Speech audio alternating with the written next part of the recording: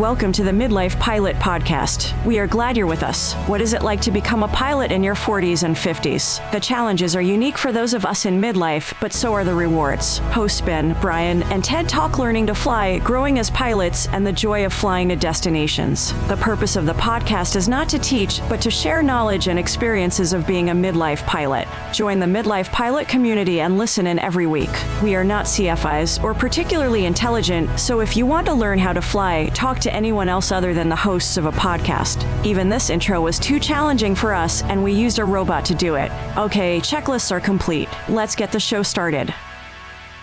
Hello and welcome to the Midlife Pilot Podcast.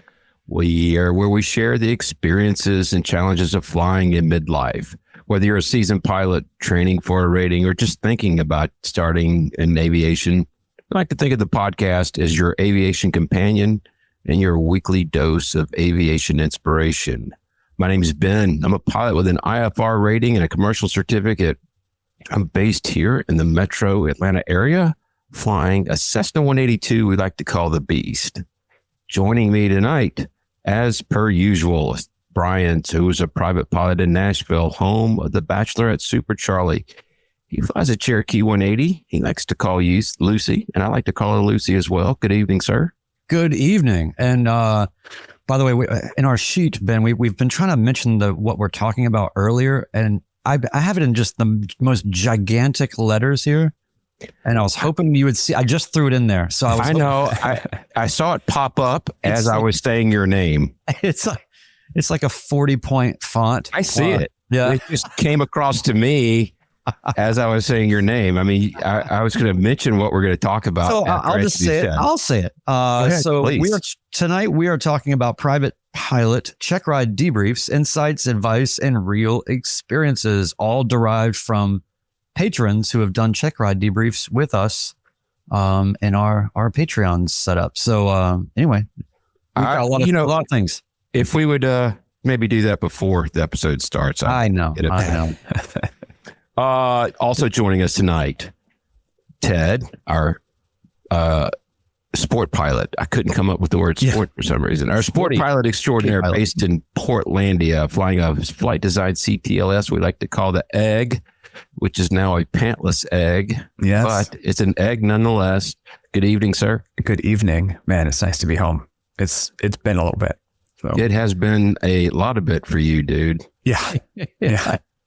You have traversed just about the entire U.S. Yeah. 2/3 of it at least. Yeah, exactly. Well, you can always go a little bit further. But yeah, when I hit Mobile, Alabama, I was like, Apalachicola isn't that much further. And I could start the drinking game early today. Yeah, there we go. So, yeah. Get some good oysters. Very cool. So tell us, we want to hear a little bit more about the journey home. Now, you last episode, you had made it to Utah. Yep. Where you camped out a little bit. Yeah. Yeah. So the total trip was 63 hours. And I haven't counted up the actual flight miles, but just going point to point on the airports, which of course Wendell helped me geek out on this, but simply direct flights from every airport that I touched was 5,100 miles. So I got to interject here for some context setting. There might not be people that quite understand here that we've been talking about the big Texas send for months. It finally happened. It happened a while ago.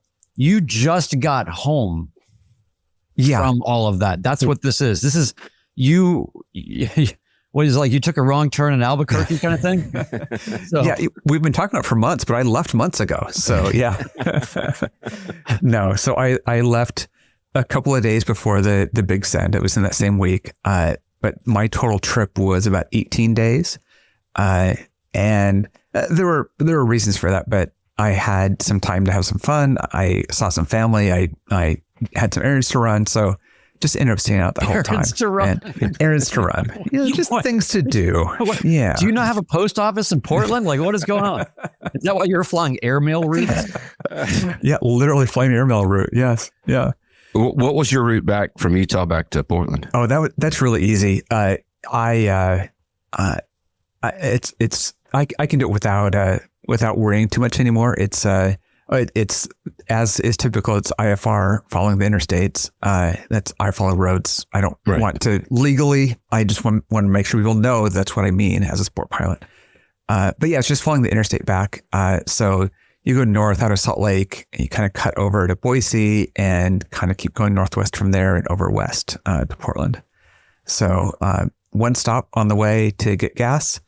My Salt Lake gas stop has been very unreliable, so I didn't even bother stopping there. I just went ahead and went to Boise for that. So, but yeah, it should be well under 6 hours, but I had a headwind, one of the only headwinds of the trip, and it was close to 7 by the time that day was done. But not bad. That was just Friday. It's like 7 hours is fine. So when you left Texas, you guys both went to New Orleans. Yes. Now, and then Ben went on home because he has, I don't know what you call it, responsibilities. Oh, a job. And then, and you stayed, so you stayed in New Orleans for a while with our friend, Mike Alco Golf. Yeah. Yeah. I stayed with Mike Alpha Golf in New Orleans for 2 nights. Didn't stay with him, but hung out in New Orleans for 2 nights. Okay. And, hopped east to Mobile, Alabama, up from there through Missouri and stayed in Arkansas for the night. Went from there back down into Texas for gas, and Sulphur Springs is where I stayed the night there. Also to avoid the storms. Up to Colorado, then the airmail route up and over to Utah, southern Utah, back up to northern Utah, which is where we left off last week. Right. So Good. really, I've only done like 7 hours of flying since the last podcast and now. Only. Yeah. You know, Brian, when we're all like 85 years old, and MoGas is like readily available everywhere, I'm going to hear Ted going, back in my day, you know, we had to fly 300 miles out of the way just to get our MoGas. Northwest Arkansas to East Texas. Yeah.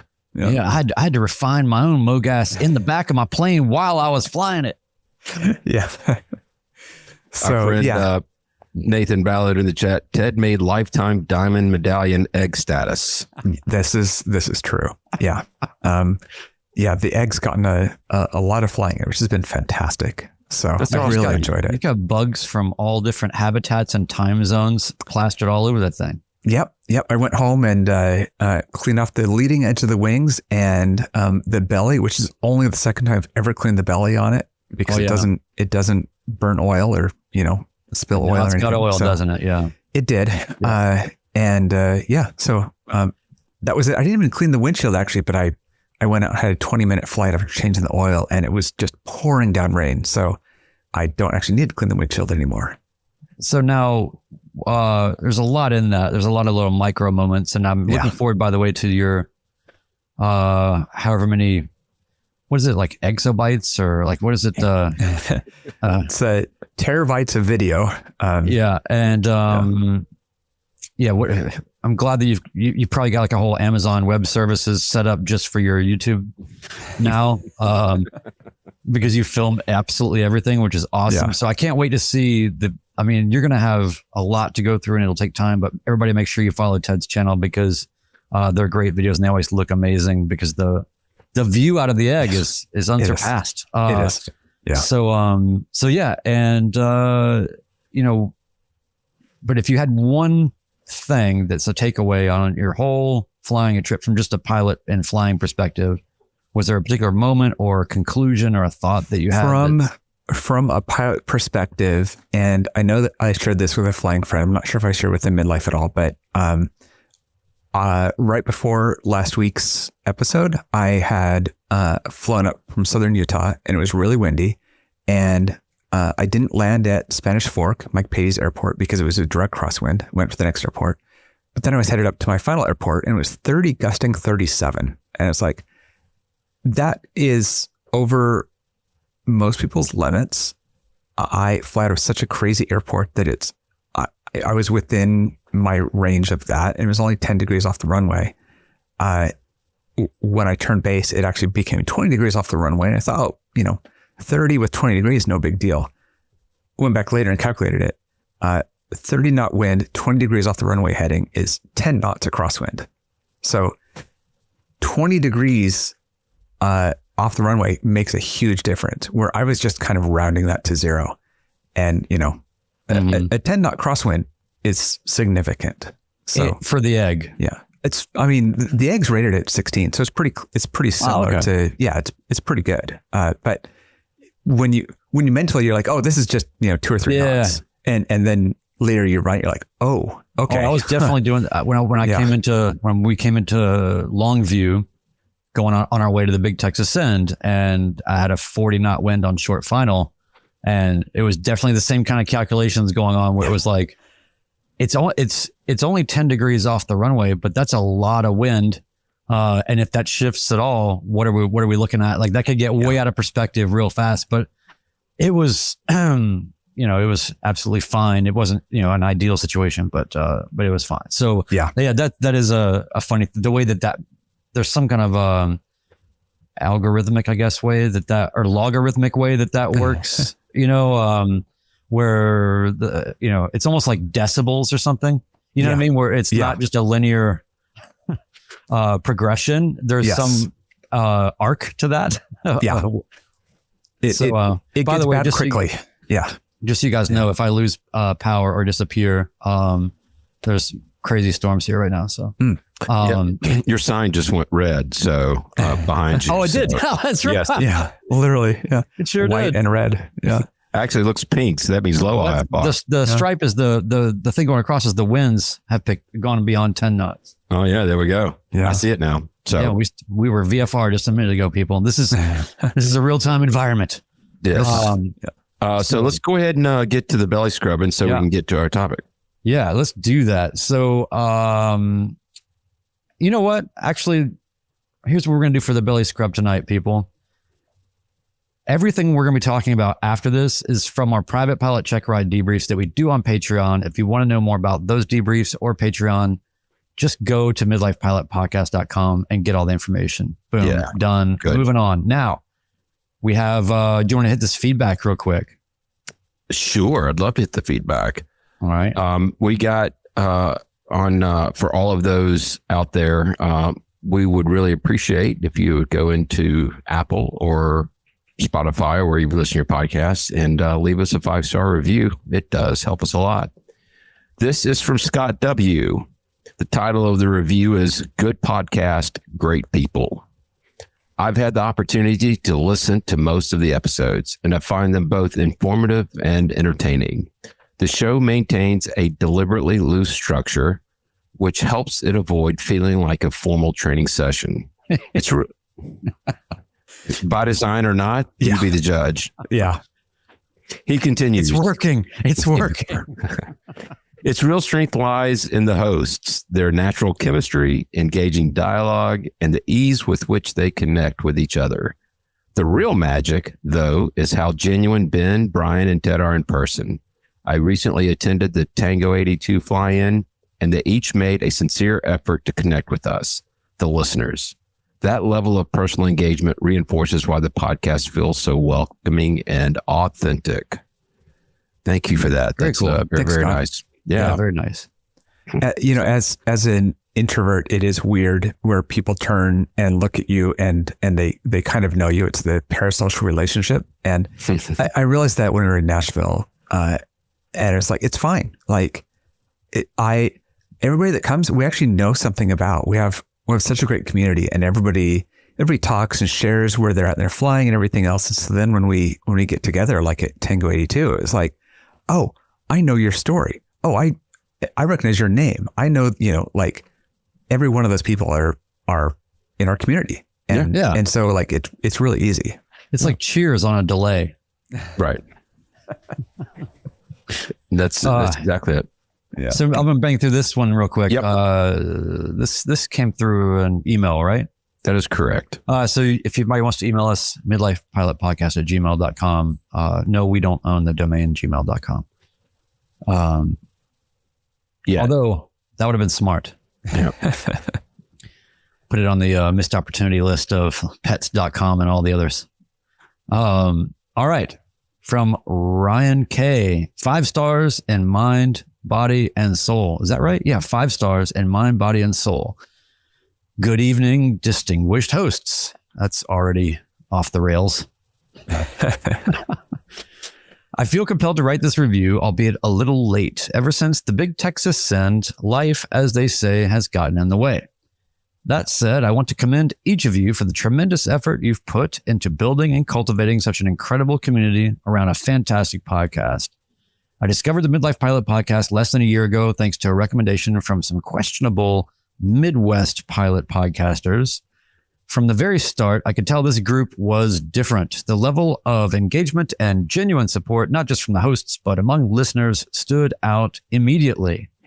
When the opportunity came to meet many of you in person this month, I knew I had to make every effort to attend. I'm so glad that everything aligned. Upon arrival, I was blown away even more. These guys are the real deal, authentic, encouraging, and always ready with positive feedback. I've never once hesitated to post a comment. hesitated to post a comment or a question in this group. In a world filled with keyboard warriors and trolls, especially in other aviation spaces, this podcast community remains refreshingly positive, just like we here in the Belly Scrub, the one we chose not to do tonight, but you get the idea. So that's awesome. So to Ben, Ted, Brian, and OG Chris, a sincere thank you. I'm proud to support and carry the Midlife Pilot podcast flag. That's awesome. Thank you, Ryan. That's so good. Very nice, really appreciate Ryan. it. Yeah. It is really awesome. It was cool to meet Ryan, and he's a OB fan as well. So I sent a message over to them when we were in Texas, and it's great to have those connections with people and to see what we have in common. And now we have to make some flags. So. Yeah. The same or thing. banners. Yeah. And he's got a beautiful airplane too. That RV10 is pretty sweet. So tonight, we've got this huge collection of pilot debriefs. Our friend Wendell Geek, who's in the chat, also known as Mark, has kind of led the charge with this. So we owe him a really, really big thanks, sincere gratitude for all that he's done. And what we've done is we've taken these debriefs and, we've gone through them. And what we thought for our listeners is that we're going to kind of relay some of the things that we've learned. Even as a commercial rated pilot, when I watch a private pilot check ride debrief, I still learn. I've said this before. Yeah. So we kind of wanted to go around the horn, and it's not just the check ride itself. Mark does a really good job of digging in and finding out their entire pilot journey, from the moment they stepped in the airplane to their actual check ride, the oral, the practical, all of it. So I thought it started out, excuse me. And, Mark, as I mentioned, he starts, how did you get inside the cockpit of an airplane?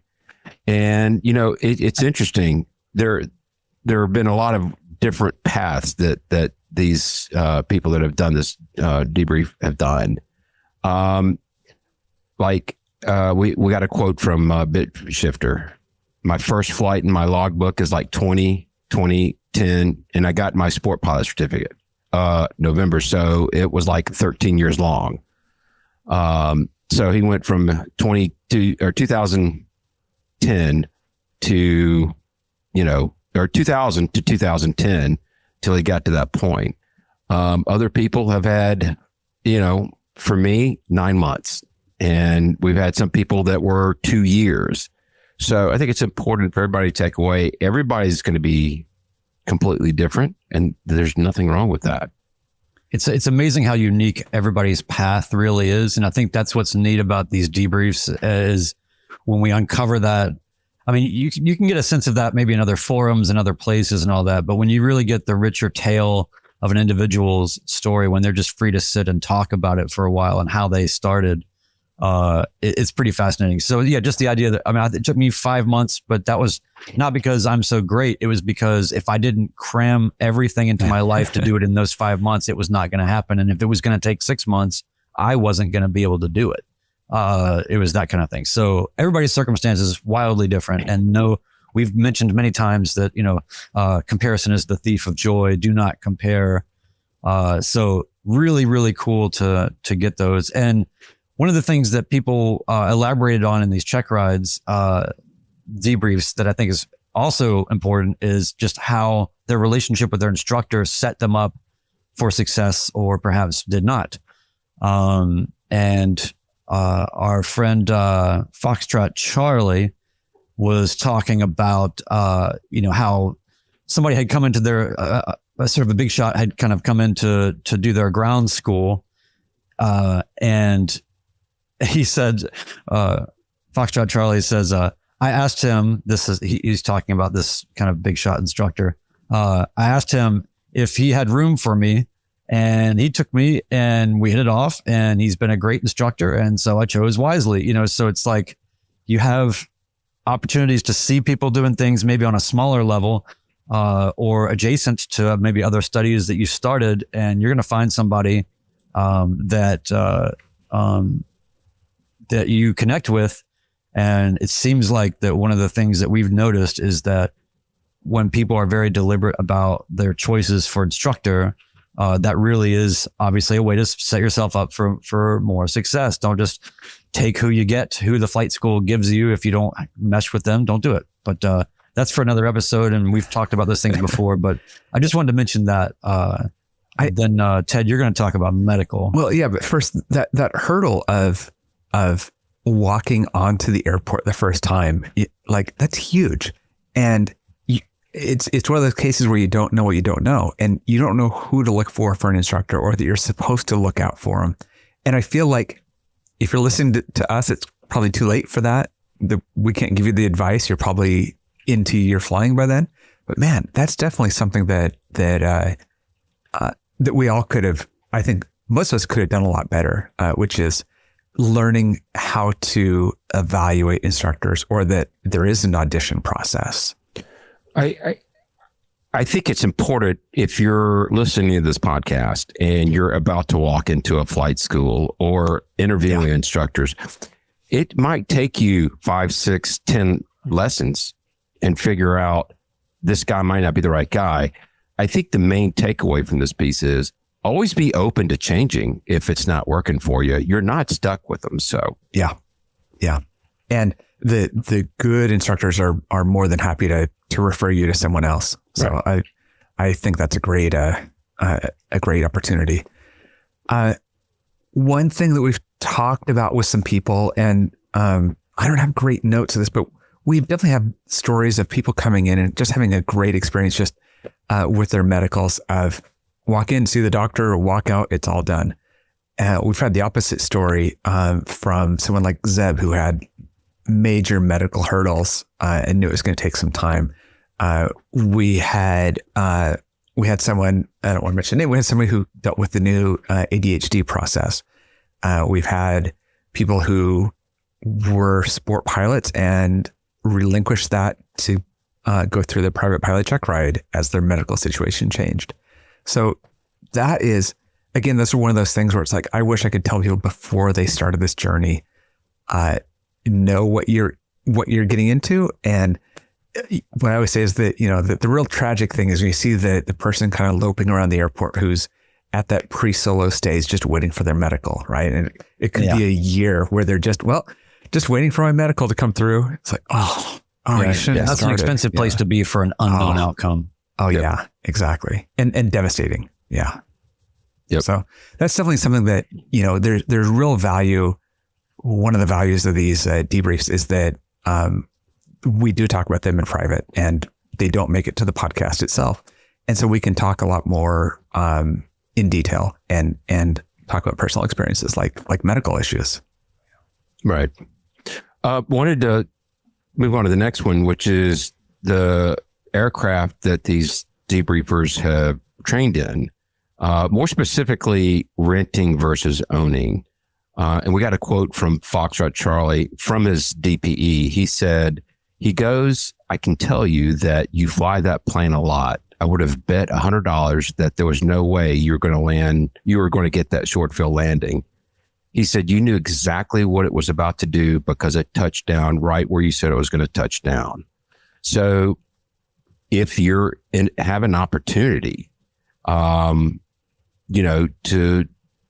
at least take a share of an ownership in an airplane to do your training, there are a lot of advantages to that. But there's also advantages to renting, obviously. Ted and I have talked about that in the previous episode. And ultimately, they're not mutually exclusive. So to be clear, it's one of those things where when I was training, what I figured out early on was just because I'm flying 172s, when they changed the 172 that I'm flying in, and now the tachometer is on the upper right side of the panel instead of a digital tach on the bottom left, or, those little things really mess you up when you're learning. So just, I think the takeaway from what Foxtrot Charlie said here and what was said to him about the value of really knowing that aircraft is, especially when you're on a check ride, you're going to want to really feel like you have confidence in that plane, the plane. And that's a convenience that sometimes people don't get. I've heard plenty of stories where people have to use a totally different plane that they've never even maybe flown before, for their check ride. I'm not saying like another type, but you know what I'm saying? So, anyway, so rent, own, that's its own discussion, but ultimately it's about familiarity with the aircraft, and just go ahead and be thinking in your training that think about your check ride. Think about, I don't want to be questioned on things during my check ride where I don't know where it is. Right. Well, and it can be done, but the real thing is it's reducing the variables, reducing the risk, right? It's nobody says you can't suddenly switch planes the day before because the one was crashed and this is your only choice. Great, do it. But man, reduce the risk. The fewer variables you have going into a check ride, the better. Yeah. And so that brings us obviously to everybody has their own solo experience to talk about in these check ride debriefs. And Ben is telling me that he can hear when I'm typing. So here's the thing, Ben. Ted and I both have D's, which I'm saying. I just giving you an early warning, but thanks for calling me out. Yes. It makes us sound like a more legitimate newsroom from the 70s. Nobody told me we were going for the newsroom feel. That's what these things sound like, though. They are. They do. They're great. Yeah. It's like passive aggressive in the house for I'm working right now. Leave me alone without you having to say anything because they're so loud.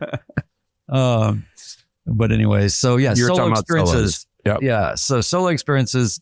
I love this quote from Foxtrot Charlie. He says, as a type A male, I felt like I was ready to solo after 2 weeks, but probably a month worth of thinking that it was coming any day. So have realistic expectations about that solo. Some people, and this will come again later when we're actually talking about the check ride part of this, but nobody ever feels ready for the check ride. I wanted to feel ready for my solo, but how do you know what that is at that stage? You just have to trust that your instructor has some dog in the hunt here and is not looking for a lawsuit or a way to lose their job. So, those first solo moments. See, we got Lima 1 talking about my solo flight was awful. My landings were shockingly bad. Well, that's not uncommon. And so here we are. So that's the cool thing is that, in these check ride debriefs, you're getting people that are, type A, let's go get after it. Other people that are taking longer to do it and maybe not even having the best solo experience. But I'll spoiler alert, these all end in the same way. That's right. But yeah. So now, Ted, what do you know about plateaus? This is the thing that I talk about a lot because it happened to me, and I think a lot of people don't talk about it, right? Which is the amount of time that you spend feeling stupid in training, the amount of time where you think maybe you're not going to get this. And we had some people talk about those. BitShifter said, somewhere along the way, I forgot how to land. I had hundreds of landings in my logbook, and I just completely did I ever know how to fly? Yeah. Those still happen. Yeah. It happens to everyone. Yeah. Foxtrot Charlie, who knows the plane they fly in. I had this weird month where I was just crater win all these landings, and I'm just going, what the crap's going on? Why I can't put this plane down. Totally. And Mr. Bill Geek, when he's talking to them, said, yeah, 700 hours is still common. And I agree. There are those like, wait a minute, what am I doing differently right now? Because this feels so weird. But yeah, I had that. I always say it was from hour 5 to hour 20 was my plateau. And there's landings. There's also just kind of the instinct of hey, we're kind of drifting to the right. Why did I just hit the stick further to the right? That's the wrong direction to go here. Those instincts, and that I think is totally a midlife thing, which is you haven't had new experiences that need to get drilled into your brain like this. So, God, you want to talk about drifting and which control to use? I have such a distinct memory of not being able to reconcile right rudder in when you're drifting to the right, so when you're really trying to understand longitudinal alignment, because everything in my body and soul is saying, there's no way I'm going to put in a control that directs anything towards the right when I feel like we're about to go off the side of the runway. Yeah. And I just could not reconcile that in my brain at that stage early on. As far as plateaus, I'm still in mine, working through it, just seeing how it goes. So we'll see how it goes. Yeah. Very cool. The next part that we wanted to talk about was the actual check ride preparation, specifically studying for the oral exam, especially for the private pilot. It's not an easy thing to do because, your instructor can say this DPE will be, conversational or whatever, but until you go through it, you really don't know. And the mind shift that's required when you're studying this is different for us midlifers. Not by a little bit either.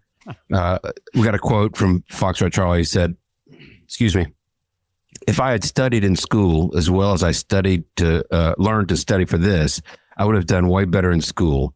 I had like this table I'm sitting at now, half the table, and I had it covered up for 6 or 10 weeks with huge Post-it notes, easel boards, and I made note cards on every topic I could. And I couldn't echo that. I've made it known I was not the best high school or college student. And if I would have put the same amount of effort, might be in a different career altogether. Who knows? Yep. I'm on the same page there. I did the bare minimum is what I did. And it was artfully done. I actually went into school and but the beginning of my senior year of high school, I actually went to the office and I just said, I need somebody to tell me for sure, what is the exact minimum GPA that I can have and still graduate? And then I also would and follow-up question, how many days can I miss and still graduate? And then they told me, the minimum GPA and the minimum or amount of the maximum amount of days that I could miss. And let me tell you, the execution that it took to meet exactly those numbers was profound. I had to track my own progress. It was a whole thing. And it really set me up for becoming a pilot because that kind of precision, understanding regulations, that's really important. I was a terrible student and I was fine cutting corners, and there is no greater motivation than when you're studying as a midlife pilot where you're thinking it's not just me out here. We've got families. We have things to lose. We called the event the Big Texas Send, but we don't just send it, necessarily. Yeah. And, it's a very thoughtful thing that you have to really apply yourself. So I definitely relate to that so much. Wow, I'm actually a good student if it really matters, and this really matters. Yeah, right. I think that there's a couple of things that balance that. The one is it is harder to learn and to retain knowledge as you get older. Can you say that again? Yeah. I can't remember what I said. He's not retaining very much right now.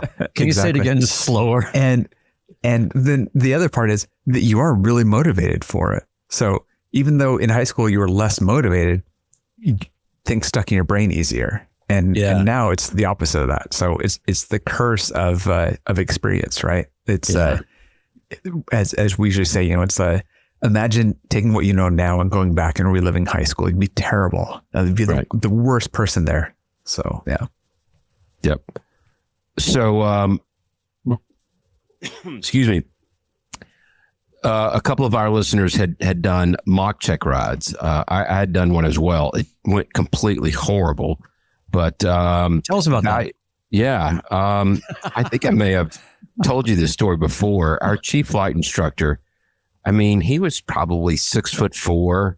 He had a long ponytail. He was basically a hippie and just the most awesome guy on the planet. Somebody who you just really sought to hang out with and kind of commanded respect in the room. He just was a great guy. And, he got in the plane with me and I had he gave me a route like we're going to fly on the check ride. And I had my map and folded right in place. And then he said, okay, well, tell me, where are we with this airport? And I just blanked. I'm like, what airport are you talking about? And I flipped the map open and the page just whacks him in the face and just everything's flying, nothing went right. And I could see he was kind of smirking and kind of smiling. And he took controls and let me gather myself because I was just so nervous about it. He goes, take a breath, relax. Here's where that airport is. And then it all kind of came back together. And he goes, you're fine. But, I'm glad we saw these nerves now. You're going to have them when you meet with a DPE. So it went off bad. I've got to say on this giant Texas trip, when I had time, I was taking paper sectionals and opening them up and tracking my progress based on landmarks I saw and trying to do the true pilotage thing. Yeah. Not using my GPS to figure out where I was. Sometimes I'd circle a spot and put the time in a GPS to get me started. But then, going based on, I recognize that lake. I recognize this little town, that type of thing. And marking those with a purple marker that I stole from my teacher partner and writing the times on them and everything else. I wasn't sitting there and calculating out times or speeds or anything else, but getting back to that skill was really interesting. And I could only do it when things weren't getting very busy, which is the time when you're a lot more bored and the time that you actually need to know it less. 63 hours in the airplane. You had a lot of time to be able to do this. I had some time that I was bored. Yeah. And there's no other, you can't just look at other people's license plates or. But so anyway, getting back to the value of the practice runs, we got a quote from BitShifter from the debrief. He said, I called a different instructor also in the club. And I'm like, right, all this is happening. Pretend that I'm a brand new student. And he went through that process with them and it really helped him out. So. Yeah. I know that Foxtrot Charlie was really kind of chill about it though. He wasn't expecting to be concerned, but then he was the last few days, he was really stressed out about it. I think that, and Brian, you've talked about this, but we're not used to failing. We're not used to having to focus that much on succeeding. Yeah, exactly. Yeah. Being hapless. Yeah. Yeah.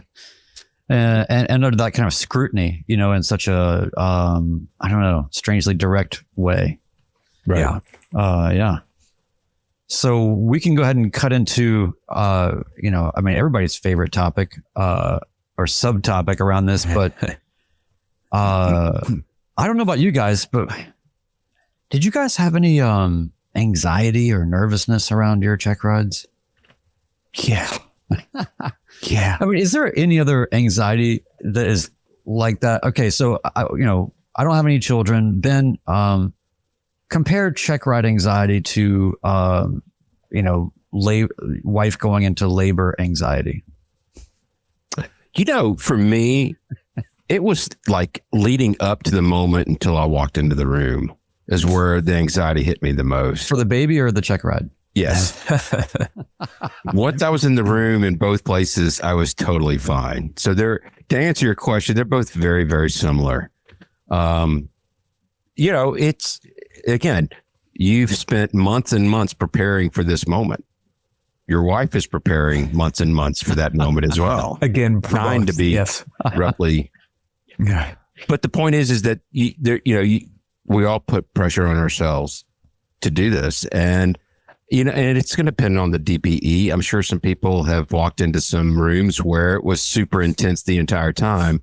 My private Checkride DPE, he just like, we're going to have a conversation. It's going to be fun. We're going to relax. If you need to take he just was very quick to put me at ease. So, and I think that happens probably more times than not. Yeah. Y'all's experience any different? I mean, I think that the thing that you forget about is they are on your side, right? They want you to pass. This isn't a hostile relationship, and so they're trying to help you out. It doesn't feel like that when you're on the other side of it, because you're so it's just so new to you. Yeah. So, and all the knowledge it's like you're a beginner at it, and you know that. Well, we have a quote here from Foxtrot Charlie. Says, I don't get stressed out about much stuff, and I was exhausted for 3 days.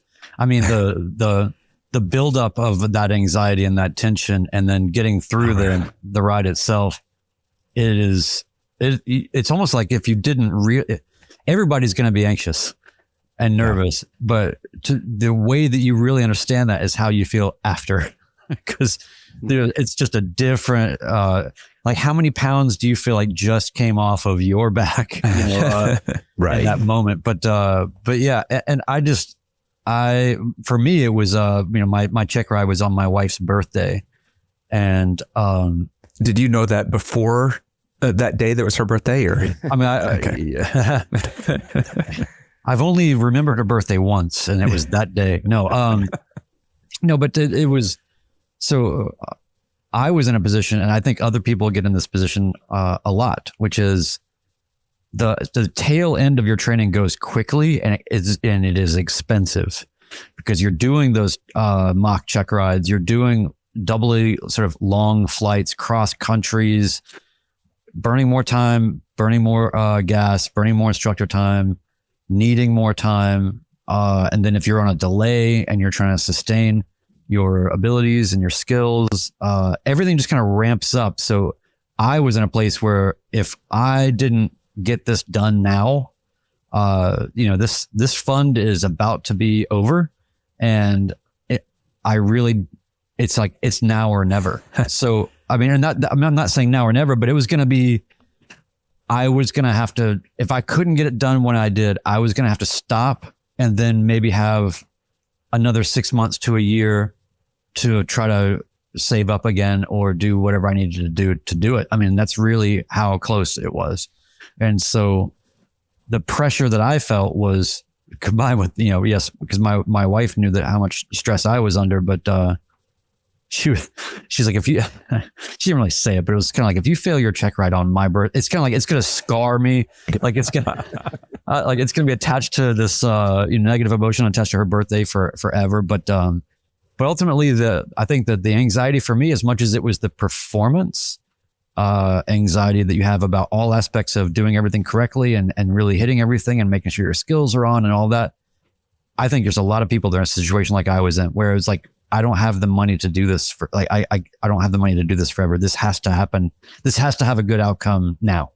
Right. So that was my anxiety. Well, you could have always sold that second kidney. You don't need either of them, right? No. My thing was, I didn't want to be very public about the date of it and then have people ask me, did you succeed? No, I failed. And so I kept that very quiet, even to family and everything else. You just wanted to say, you just didn't want people saying, did you fail today? You wanted to be able to, exactly. You just wanted to be able to tell people I failed 3 weeks ago. I wanted a little bit of time to process that. But sure. We did a debrief with someone who didn't even tell their partner that they had gone and done the check ride that day. So that I thought was kind of impressive. Like I wouldn't be able to keep that away from my partner, but that was pretty good. No, I was carrying way too much anxiety. I let my whole household know. how I was feeling about that. So Yeah. one of the other areas that we wanted to check in on was Brian's telling me that I get to do the whole oral exam. So we're going to examine both of you too. No, just, what to expect, how it's structured, and the approach. And, I think all DPAs do it pretty much the same, but, we got a quote from one of our listeners who said, my view going into this was that the oral component of it was going to be very regimented. He printed out this nice plan of action with all the check boxes and stuff, and then promptly threw it out the window. I mean, this guy was all over the place. I do think that they have boxes to check, but I think the really good DPEs are just going to build this in a discussion on a flight you're going to take, which is part of what, your plan that you've prepared. They're going to build all the questions about weather and about aerodynamics and about regulations and systems, all kind of center around your flight plan. Now, not everybody does it, but that's the route that was for me, and it really made it kind of easy. So, which by the way, just always get the gouge on your DPE. Yeah, and if you can get the gouge from somebody that just had a check ride with them where it's fresh, and because one downside I think to our private pilot check ride debriefs and instrument debriefs and everything else is that we can't dox people. We can't just be like, here's a library of the nation's DPEs and the latest gouge on all of them. But you, listener, please go get that. If you're not doing that, get that. That is the key. That is the answer key, really, because the structured approach can be the same. It can be very different. It can be kind of the same, but ultimately, your guy is going to probably do the same thing he did 3 weeks ago. Go find out what he did 3 weeks ago. Right. And your CFI in your school should kind of be on the hook for that. Because they know who you're going to, and they should be able to prepare you for that. So it's much worse if we do that because we don't know anybody who's used that DPE, or at least hasn't used them in months. Yeah. If not longer. So, I found that the experience from the CFI would just quiz you over and over and over and over again with things just point blank that you needed to know. But then when you go and you talk to the DPE, they are asking it integrated into a scenario. And so it was easier to do that in a scenario. What happens if you need to fly in late and it's going to be after hours? Well, it's a lot easier to synthesize that to the actual question than you just go point blank on all the information that you must know. And we've had, people talk about those, the really common sections that come up. Foxtrot Charlie struggled with doing a time zone conversion because it's do.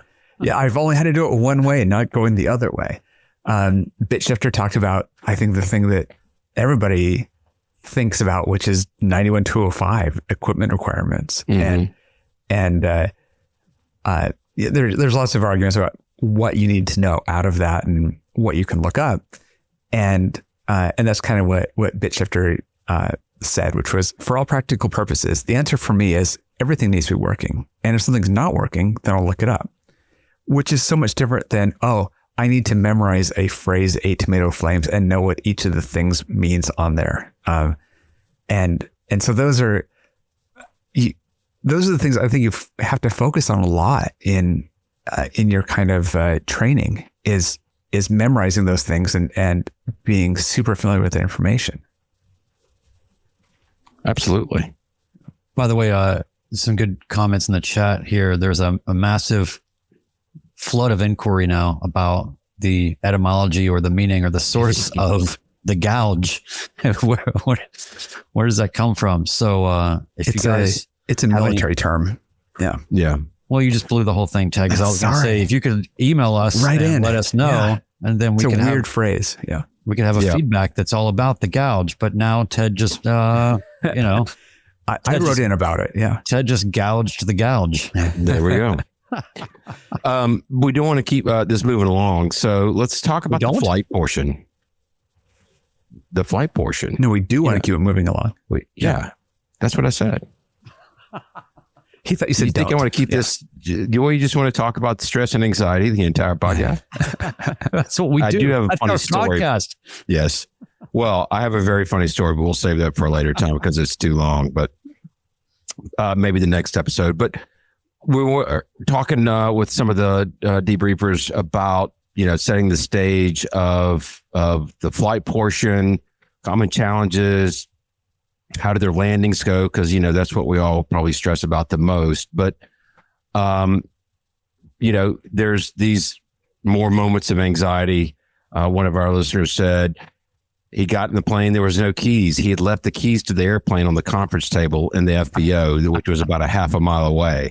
So he had that full distance to run back to the FBO and, wondering, what the DP is thinking of, run back and then catch his breath. Keys is not in the A Tomato Flames. Nope. I think he actually mentioned that he was thinking about hot wiring the plane to save him from having to go back to get the keys. And another quote from BitShifter, he told us, he said that he had all of his databases in his plane had expired. So in between the oral and the actual flight, he had to ask the DPE, he goes, could you give me a minute so I can go update all these databases? So, these things happen, and I'm sure the DP was glad to have a little bit of a break in that situation. So, and then some of the more common challenging maneuvers that our listeners talked about, he turns around the point and he showed, actually one of the DPs showed one of our listeners different techniques for doing that. And he said, not to worry about your altitude as much. He's more worried about his distance from that point, which can, help you maintain airspeed too, keep you from going up and down. That's closer to the commercial maneuver, isn't it? Yeah, it is. 8-ton pylons. It is very similar to that. Yeah. Well, and then go ahead. One thing that was great was that on my private pilot check ride, the instructor or the DPE, I guess they can use the pattern as ground reference maneuvers if they want. Yeah. As opposed to getting you to do one of those. I've not heard that before. It's interesting. Yeah. He wanted to get lunch. So, so that was that. But the one thing I will say that I remember was when I was about to do my steep turns and you're really concerned about, I'm not going to get a bust on not even thinking about, I want to make sure I'm doing clearing turns and, all these things. And there was just like a couple of little wispy non-cloud clouds at our altitude that were sort of one on one side and kind of like one on the other. And in retrospect, it's hilarious to me because, this is like, in today's mindset that I have with the hours that I have, it's such a laughable kind of ridiculous thing to be concerned about, which I understand now. But then it's like, because I was like, are you sure I can do the steep turn here? Like I see, he's like, it's not a cloud if you can see through it kind of thing. I'm like, but I kept feeling like this is a setup. Like, right. like he's right. waiting for me to go, oh, okay. Well, I'm gonna demonstrate a hazardous pilot attitude of being, like complicit resignation type of thing or something. Oh, well, he said so. Then I'm doing it. It's like, gotcha. I kept waiting for busted. You know what? I have about 3 every month that fall for the old sugar touch the cloud, but it's not, is it a cloud? So anyway, but yeah. So everybody has their challenges with maneuvers and all of that. But landings. That is, and by the way, and we're going to get more into this, but teaching moments, you're slowly starting to hear now more and more as we're getting into the actual check ride. What is the thing that everybody's talking about? Teaching moments from the DPE. That is what is actually happening. Yes. As much as you're being examined. And that is the pathway, by the way, back to our anxiety points. if you can just really believe and understand that they want you to succeed, like you said, Ted, but also they want opportunities to teach and they love doing it. And so if you can just, my oral exam, I knew that he wanted to teach. And so I kept asking him questions about things and he would talk about them for a very long time.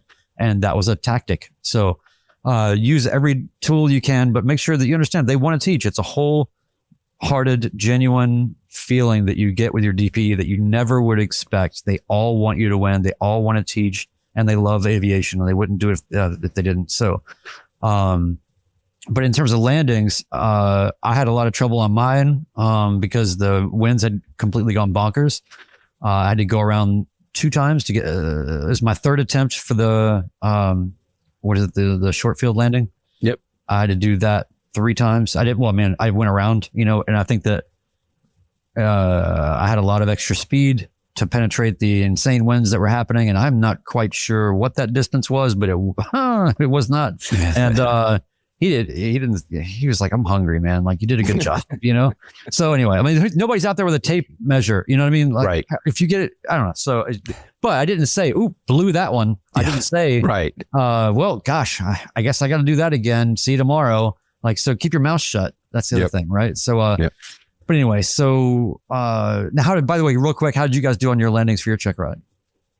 Private. Well, I got a discontinuance on but of course I was on a power off 180. That was during the practical test standards, the PTS. So, I did great on all of them except for one, and that one busted me. So mine were okay. They were fine. I mean, it's hard to simulate soft field on a runway, like I always had trouble with that, but I want to hit a couple comments here before we wrap up. Adam V said, I did an overly cautious go around on my check ride because I thought I was being set up. Yeah. I like that. Yeah. And then, Mr. Window Geek, another quote from the debriefs. I figured when they get to the point they were willing to teach, I was doing well. That is very true. How did you know you passed? Right. When they stopped screaming. Yeah. Well, so, we have a lot to get through here in the next few minutes. We're going to do our best here, guys, because we are doing a double header tonight. This is the private pilot portion. Stay tuned for the next hour. It'll be all instrument, and we will look to Ben to tell us what that's about, because I haven't even looked at an instrument. I don't even know what they are. I just look outside. You look outside. Yeah. No, but how pilots knew that they passed. There's a couple of great quotes that we have, from you just read that one. Wait, I'm sorry. Geek actually is repeating this exact same one that we have in our notes. Yeah. Yes. So the one from Foxtrot Charlie, though, he said in the beginning, no news is good news. When I landed, we got clearance to get on the taxiway, and I said, well, no news is good news. He goes, you ought to know you passed, Yeah. But it's definitely just keep your mouth shut. Don't make a judgment out loud about your performance. Let them do that, because they want you to win. Yeah. One quick adjunct to that, though, is talk through while you're doing your procedures. Somebody had commented earlier, if you're doing steep turns and you see that you're getting a low, say it out loud and correct it. It helps your situation. It helps your case with the DPE when he knows that you're identifying what you're doing wrong and you're working to correct it. Which means do that in your practice. Correct. If you just do it all the time, then you're just doing what you're used to doing and you're not putting on a show. So, real quick, lessons learned and advice, in the category of what they wish they had known from BitShifter. Persistence. As much trouble as I've had, I wouldn't trade it. I mean, I've enjoyed most of the process. There were definitely some parts that were, enjoy your training, enjoy spending time learning the plane, enjoy just doing the maneuvers. Everything is, ultimately fun. And so I think that is a huge takeaway. We forget that we're doing this on purpose for fun. So have fun. And it's hard because you feel the pressure and that midlife thing we talk about, So we want to be successful in this endeavor. So it's tough. Practical tips. Ben, you want to hit a couple of these real quick? Yeah. Foxtrot Charlie, he said the one thing that my instructor really drilled into my head was just as we just mentioned, just talk through everything. I saw myself getting low. We're going to add a little bit of pressure on the yoke, maybe a little bit more power. Talk through everything. If they know what's going on through your mind, they're going to be more willing to help you get through it. So, talk, but don't say like, why is that happening? Yeah. Oh no. Oh no. Yeah. Some of those inner thoughts you probably should keep inside. So, and then the other was just from Bit Shifter, just breathe. And nobody expects perfection. When you get to a check ride, your instructor believes in you, and your instructor wouldn't have signed the paperwork if they didn't. That's right. So, it always comes back to just breathe. Yeah. So, and one last one, and it's one of my favorites. Foxtrot Charlie said, I tell everybody anytime somebody says, I've always wanted to do that, I tell them the two best times to plant a tree was 30 years ago and today. And a year from now, you could be flying. So, yes, that's really it. And also, for those that it takes a long time to get it done, when we talked early on about people that it was a protracted effort that they had to come back to, sometimes you can plant that tree and it is the tree from 30 years ago. And that's right too.